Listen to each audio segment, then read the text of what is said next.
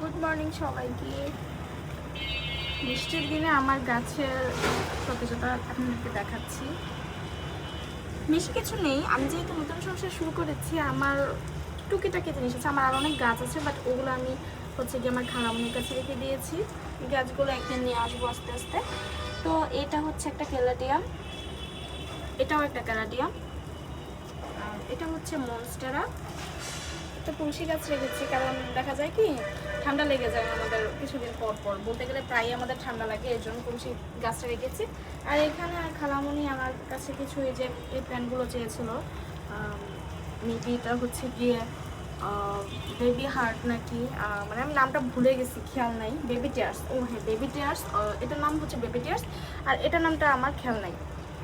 তো আমার খালামণি এই দুটো হচ্ছে গিয়ে আমাকে বলেছিল রাখতে, ওর জন্য ও লাগাবে, এর জন্য ওর জন্য আলাদা করে রেখেছি। তো এই হচ্ছে আমার টুকিটাকি প্ল্যান্ট। ও হ্যাঁ, আরেকটা প্ল্যান্ট আছে আপনাদেরকে দেখাতে, এটা হচ্ছে আমার স্নেক প্ল্যান্ট। এটা আমি বেশিরভাগ রুমে রাখি, একটু আলো বাতাসে দিলাম অনেকদিন পরে। তো এটা আমার নতুন বাসার এই কয়েকটা গাছে আপাতত আছে ইনশাল্লাহ। আমার বেলকনিটা পুরোটা সবুজে সবুজময় করে দেবো, যদিও বেলকনিটা একদম ছোট, এই যে দেখেন স্পেস একদমই কম। তারপর ট্রাই করব এই জায়গায় একটা সুন্দর অ্যাস্থেটিক লুক দেওয়ার জন্য।